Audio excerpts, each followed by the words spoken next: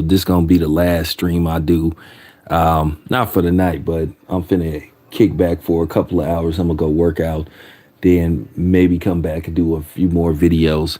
But yeah, shout out to Devin Haney, Tiafimo Lopez, and what many people believe wasn't a real retirement. But we do what we do as media reported, basically the words that are coming out of my mouth, as as Chris Tucker would say.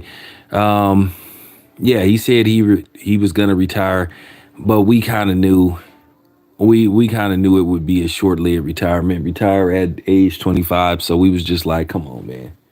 So basically, Tiafimo Lopez abruptly comes out of retirement and says he's going to retain his WBO title.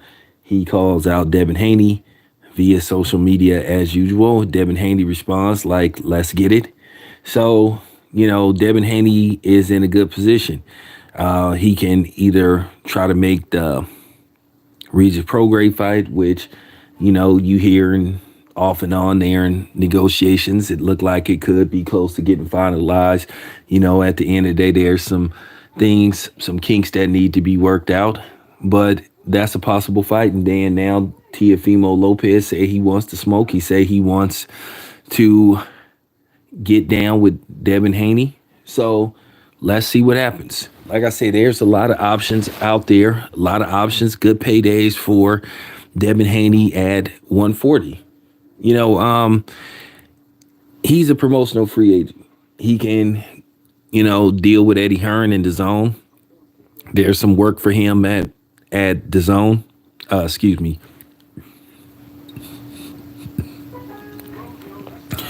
Then he can go back to Top Rank. Some work for him at Top Rank. And worst case scenario, not dissing them, he could do a deal with the PBC, but it appears that the PBC hasn't shown any real interest in Devin Haney because at the end of the day, for the most part, you didn't heard that Al Heyman likes to basically control the path of the fighters that's aligned with him. And I can tell you right now, Bill isn't going to go for that. If Devin was to sign with the PBC, and I know a lot of these PBC apologists, they get mad when you bring these type of things up, but you just have to keep it 100, and that's what I'm doing, keeping it 100. So it's going to be very interesting to see what type of moves or what direction Team Haney is headed. They can go a lot of different directions, and that's good when you in this type of position of power, when you are the undisputed 135 champion, and you either looking to stay at 135, which I doubt, that's highly unlikely, or you can move up to 140. So like I said before, Devin Haney is in a real good position, and I like the position he's in. He got through playing chess with Lomachenko, and he came out on top. Whether people like it or not, he won the fight. He won the fight fair and square. And, the Lomachenko fans and the anti-black fighter haters, they can continue to cry. Because at the end of the day, Devin Haney's hand got raised. The right guy won. And that's just real talk. So, we'll see what happens. As far as Tiafimo Lopez go, I already knew that he was going to be back. I was shocked when he even said that to me, that he was going to walk away. Now, keep in mind, that video is up where Tiafimo said, yeah, I'm going to walk away. But I guess Tiafimo wanted some things to happen, and basically maybe some things behind the scene went his way. And keep in mind, he was going through some personal problems.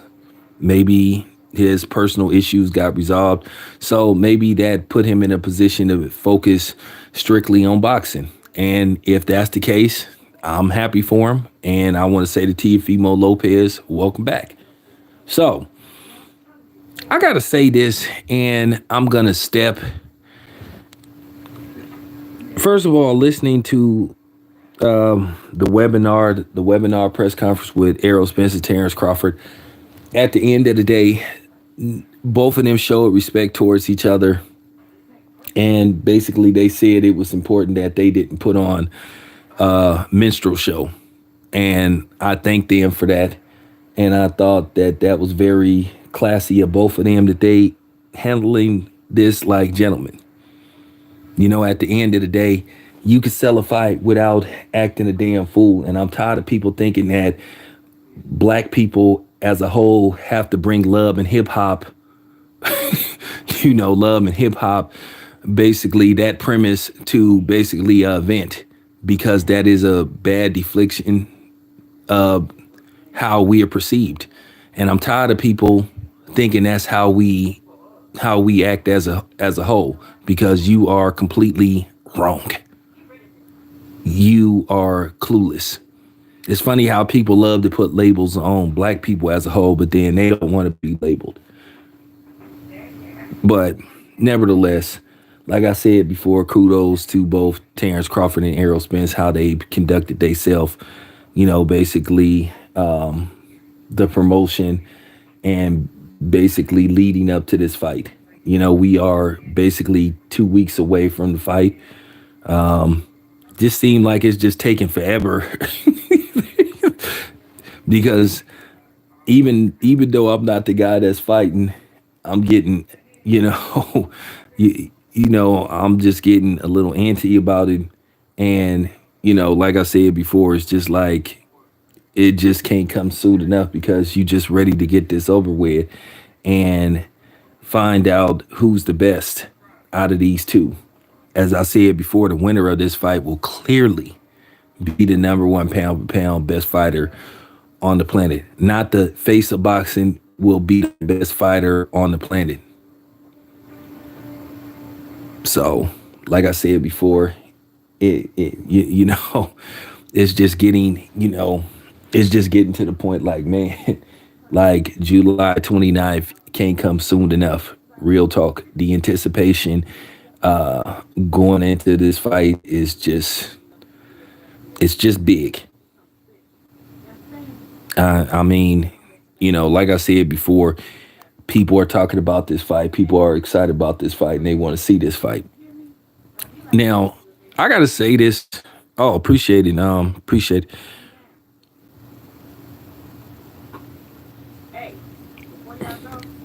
So I gotta say this before I leave. I've seen the video, and I just have to say some of these Errol Spence fans are just plain morons, moronic. They really say stuff that you just like be just taken back. I mean, it's just they just delusional. I'm not even gonna say who this dude is because, like I said, I'm not gonna give this dude no free publicity. But he is some clown from that area. Now I'm gonna make this very clear. I'm not dissing any of the brothers from Dallas because Dallas got some cool brothers. I done been to Dallas a couple of times. I got friends in Dallas. I got family in Dallas. But some of these dudes that come out of Dallas, that's Errol Spence fanatics, they make, you know what I'm saying, some of the cats that's from that area look really bad because they sound moronic. They sound like they're delusional. They're the type of dudes that believe that the Easter Bunny is real, Santa Claus is real, and the Tooth Fairy is real. So, and they believe that wrestling is real.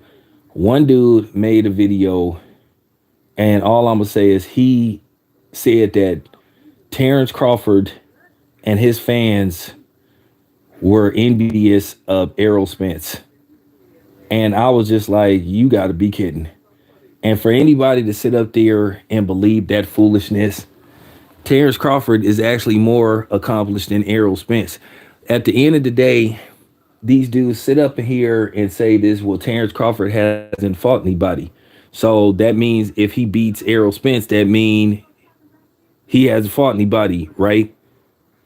At the end of the day, they've been this notion where people have just downplayed Terrence Crawford's accomplishments. And like I said, those delusional Errol Spence butt boys, they just continue to just say delusional stuff. Why in the hell would Terrence Crawford be jealous of Errol Spence? Some of these dudes, they just shouldn't be allowed on social media. They just shouldn't be allowed to just say stuff. They just sound. I mean, that might have been the dumbest thing I ever heard somebody say. And for him to really think that he was like putting out knowledge, he just sounded like a full fledged like fucking clown. So now it's jealousy now. Like, I mean, do these dudes really believe this stuff? I mean, I couldn't believe that dude said that, but and then to try to say, well, this is how and how I can prove it. No, it's just you talking out the side of your neck.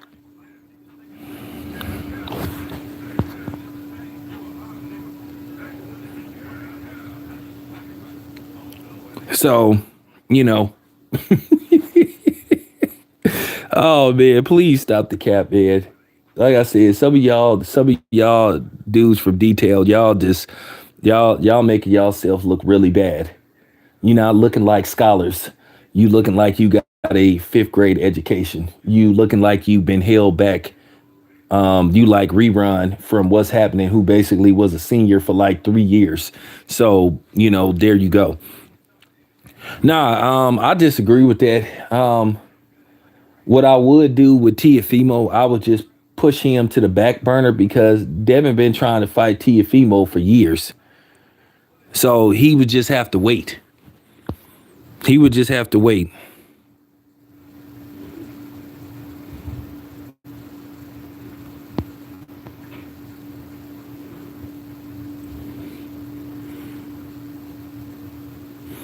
No, Mr. Stacks, I mean, Tiafimo, that fight could be pushed to the back burner. That could be what you would call a super fight for Devin. Like I said before, if everything come according to plan, if there's no politics involved, Devin Haney, I think he should look at what Canelo did, maybe bounce around, do a couple of deals with the zone, do a fight by fight basis. I would try to focus on the Regis fight. I think the Regis fight is going to get done. If not, then like I said, Devin has options. But I would push Tiafimo I would push that fight far back because they don't have to make it now. Because that's a fight where both of them could make a substantial amount of money. That's a pay-per-view like fight. A Tiafimo based off his performance versus Josh Taylor. And then Devin Haney get a couple of good fights at 140. Let's just say he beats Regis in dominating fashion and he takes the WBC belt and then have a couple of good title defenses. And then let's just say Devin takes on Regis, he beats Regis. Then he fights somebody like Barbosa, Jose Ramirez beats him.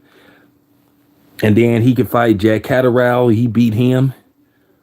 Then, Tiafimo and Devin, they can meet somewhere later down the line. And then you talking about a unification bout. So there you have it. And then you talking about pay-per-view and you talking about some other things. So there you go. So, no need for that fight to jump off right away. Now, if it does, then fine. Because you guys already know how this goes. A lot of times, with these sanctioned bodies, with these promotional companies and stuff, they don't really want to do outside fights unless you sign with them and stuff. And then a lot of times they want you to sign with them long term, which I don't think that's right. I think you should be able to do whatever you want to do at the end of the day for that. For that event, you got that fighter signed to your promotional company. You should try to sit up there and capitalize, bring in all the revenue you can, and then see what happens down the line. All this stuff about, well, we got to see what happens. And the problem is the sanctioning body says, well, look at what the WBC be doing. Now, Mauricio Sullivan, he is consistent at being inconsistent. He's allowing Tyson Fury to take on this fight. And basically he's not threatening to strip him of the WBC belt. And that's the problem. These belts get held hostage. These dudes get to hold on to them for long periods of time. when you could have actual fighters, hungry fighters that's trying to fight for a title, and then all of a sudden they get all this leeway. And that's the problem with Mauricio Sullivan. He's just all over the place. And they're part of the problem. They are seriously part of the problem because they need to say, hey, you guys need to do this, you need to do that, or we just gonna strip you. No, you're not gonna be allowed to take on the circus fight where there's people that could be fighting for this title. Tyson Fury has been in and out of retirement, and he's had chances. He could make the Uslyk fight happen. Uslyk is gonna fight Du Bois. He going to fight. He going to fight the dude. He going to fight. So, like I said, it's everybody is part of the problem. From the fighters to the promotional companies to the sanctioning bodies. Start ordering more unification bouts. I mean, look what you got going on at light heavyweight. They're saying Bibble may fight somebody else instead of fighting Arthur Beterbiev. So they should say, you know what? After Arthur Beterbiev, if he beats Caleb Smith next month, that's the next fight. That should happen. And then and then when you try to find these dudes, they be ducking and dodging you. They don't want to answer. They don't want to give you a straight answer. So, there you have it, man. There you have it.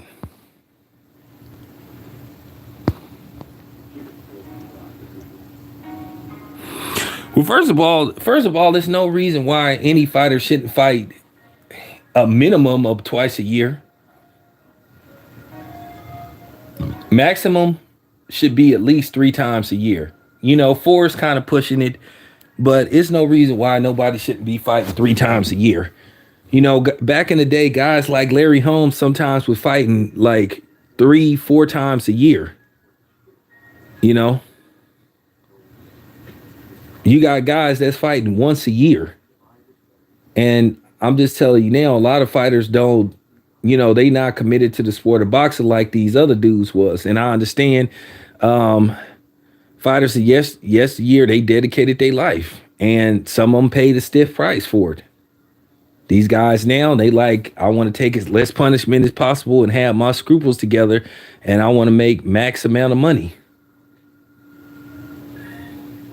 So that's just the difference. Like I said before, me being 48 years old, I saw Muhammad Ali at the tail end of his career, watching him versus Ernie Shavers, watching him, versus Larry Holmes, and then Trevor Berbick, just watching him deteriorate, and it was sad what happened with Muhammad Ali, what went on with him, because Muhammad Ali, to be honest with you, in all honesty, Muhammad Ali, when he passed on, Muhammad Ali should have been worth, if not $1 billion, close to $1 billion. But he sold his name, he sold his likelihood, and at the end of the day, Muhammad Ali wasn't worth what he should have been worth. So that's unfortunate. So, these dudes now, they don't see boxing as long term. Is get in, get out. Some dudes want to fight as often as possible, but at the same time, you have people enabling the boxers, these sanctioning bodies, because they don't order certain fights to be made. And you always have to hear this stuff about promotional companies and promoters and all this kind of stuff. Like I said before, Bob Arum, Don King, and those guys back in the day, they made fights. They made the fights we wanted to see. Even though Don King had a lot of the heavyweights, he still made fights. But this stuff now, he with this dude, he with that dude. Like I said before, no fighter shouldn't be sitting up worried about what promotional company a guy is with. If they really want to fight these dudes, they're going to do whatever it takes to make the fight. And I do want to say this, shout out to Terrence Crawford, because Terrence Crawford basically held out and he got what he wanted.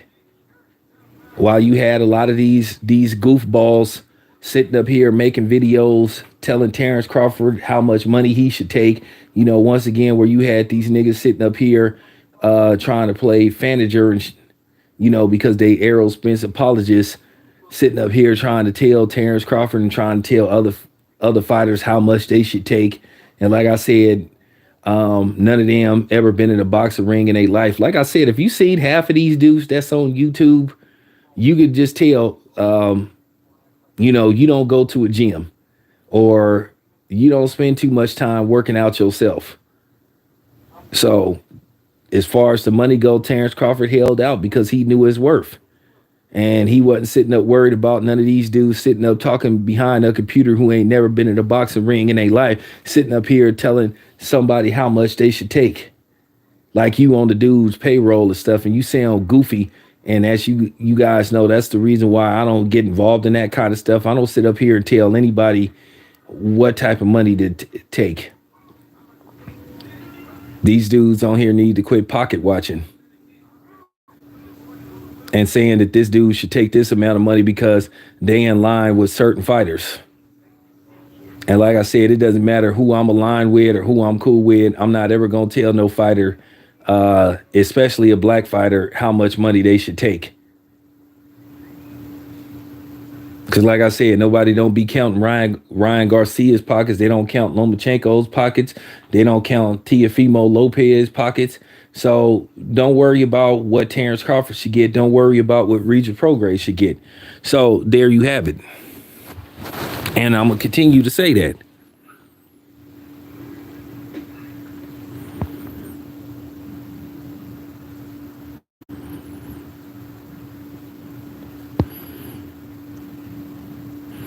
Well, they got some things going on. Like I said, you got, I mean, as far as, these fighters fighting once a year, that's something you got to talk to.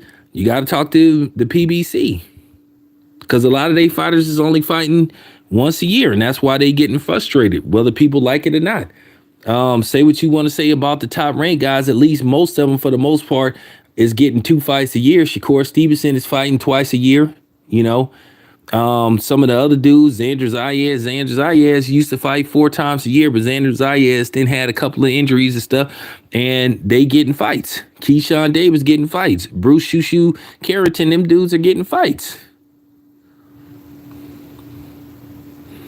I mean, whether you like it or not, you have to just tell the truth. And that's the problem. Nobody wants to tell the truth because they want to sit up here and be an advocate for basically people or a company that don't give a damn about them. So there you have it. But anyway, you guys, appreciate you guys tapping in. Oh, and by the way, I done told you, female boxing fan, I done told you to tap in. I told you the next New York fight, I told you I'd get you a ticket. I told you, I know you in Boston, I told you I'd get you a ticket. So, the next time I do a fight in New York, tap in with me so we can get you out here, so you can, watch one of these fights in New York. So, but anyway, this your boy Town. I'm out.